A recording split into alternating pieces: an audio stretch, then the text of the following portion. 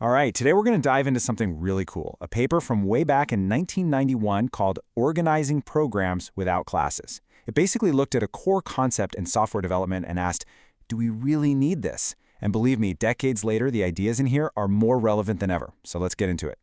So, the paper kicks off with a pretty wild idea. Think about it. For a lot of us, the class is the absolute center of our programming universe. It's how we model, well, everything. But this paper just stops and asks this incredibly bold question. What if we could get all the organizational power, all the structure, without ever typing the word class? Okay, so to really get their argument, we've got to get the two models straight in our heads. On the left, you've got the world most of us live in, class-based programming. It's all about blueprints. You design the perfect blueprint, the class, and then you just stamp out copies or instances. But on the right, you have the prototype world. And here, there are no blueprints. There are only objects. You want a new object? You just find one you like, make a copy, and tweak it. It's a really subtle shift in thinking, but it has huge implications. So yeah, the central claim of this whole paper is basically this. Everything you rely on classes for, sharing behavior, creating specialized types, all of it, can be done just as well and maybe even more simply using only objects inheriting from other objects. It's a huge claim, so let's see how they try to back it up. All right, first challenge, sharing code. This is fundamental, right? If you have, say, 100 little polygon objects flying around your screen, you are not going to write the draw logic 100 times. That would be a nightmare. So how do all these objects share the same behavior? Well, in a typical class-based language, the answer is obvious. You make a polygon class. That class acts as a central container for all the shared stuff, like the draw method. And it also defines the data that every single polygon instance needs to have, like its list of vertices. And this picture shows it perfectly. Up top is the polygon class, the blueprint. It lays down the law. Every polygon instance created from it will have vertices and will know how to draw itself. The instance down below just has to follow the rules and hold on to its own unique data. Okay, now for the classless approach. Instead of creating this special kind of thing called a class, the paper says you can get the exact same result just by using two plain old objects. Now, check this out. This is the alternative, and it's so elegant. We have a prototypical polygon object. That's where the data lives, the vertices. But for its behavior, it simply has a link, a pointer, to a completely separate object, the polygon traits object. And that's where the draw and copy methods are. See? No special class structure, just regular objects connected to each other. Let's put a name on that concept. The paper calls this shared behavior holder a traits object. And the key thing to remember is that it's not a special kind of thing. It's just a normal object. Its entire reason for existing is to hold on to common methods so that other objects can use them. So it all boils down to this really simple equation. In a prototype world, what we think of as a data type isn't a single rigid thing like a class. It's more like a partnership.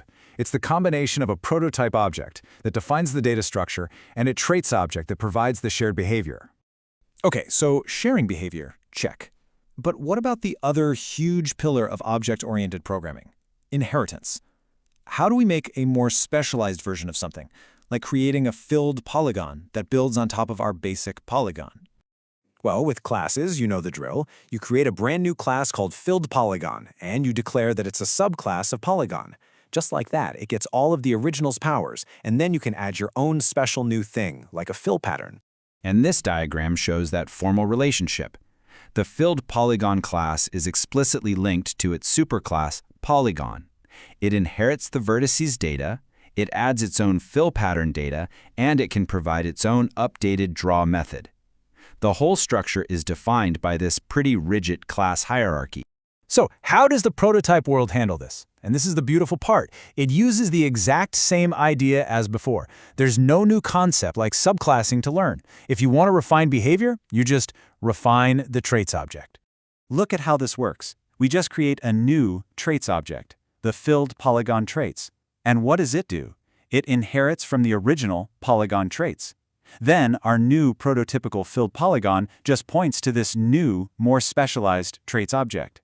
This is the key insight. Inheritance isn't some special operation. It's the same mechanism we already used, just one object inheriting from another object. It's beautifully consistent. Okay, now we're getting to what I think is the paper's most powerful point. What happens when a new kind of object doesn't just need to add data, but needs a completely different data structure from its parent? This is where class-based systems can get really awkward, but prototypes handle this brilliantly. This right here is the aha moment. Look at the left to make our filled polygon. The prototype inherits from two parents. It gets its behavior from the traits object, and it gets its initial data structure from the original polygon prototype, its data parent. This lets it add new data on top. Simple. But now, look at the right. What if we want to make a rectangle? A rectangle doesn't use a list of vertices, it just needs a width and a height. So what do? We simply don't give it a data parent. It still inherits all the useful drawing behavior from the polygon traits, but it's totally free to define its data representation from scratch. Having that explicit choice is incredibly powerful. And this flexibility opens the door to something even more mind-bending. I mean, if an object's behavior is just defined by a simple pointer to its traits object, what if we could change where that pointer is pointing? Seriously, just let that sink in for a second. In most class-based languages, when an object is created, its fate is sealed. It's born a car object, it lives as a car object, and it dies as a car object. Its type is static. But in this prototype world, if its type is really just a link, what happens if we let an object just swap out its traits object whenever it wants? And this diagram shows exactly that. We have one single prototypical polygon object. And while the program is running, we can tell its parent slot to point to the boxed polygon traits, and boom, it draws with straight lines. Then, a moment later, we can switch that same pointer over to the smooth polygon traits, and it starts drawing with beautiful curves. The object's data doesn't change at all, but its entire behavior is transformed. That's dynamic inheritance.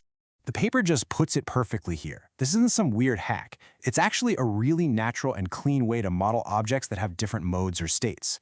You just make a traits object for each mode, and then let your instance pick which parent it wants to listen to at any given time. So, to wrap it all up, the paper's case is that a world without classes actually has huge advantages.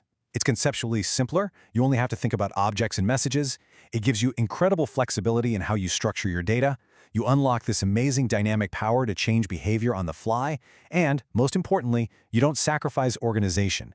You can build all the structure you need using these simple, consistent patterns.